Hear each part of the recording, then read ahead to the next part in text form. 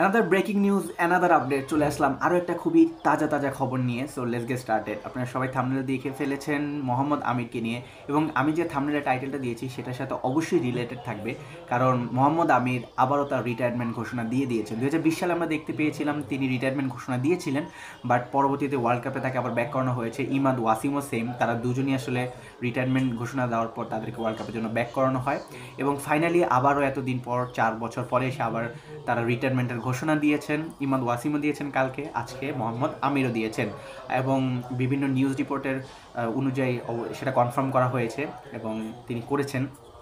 So ultimately Mohammad আমিরের এরাটা শেষ হলো বলা যায়, নাকি আরও ড্রামা আছে সেটাও দেখতে পাবো। সো বাট এখন পর্যন্ত যে আপডেটটা আসতেছে সেটা হচ্ছে মোহাম্মদ আমির সব রকমের ক্রিকেট থেকে রিটায়ারমেন্ট নিয়ে নিয়েছেন।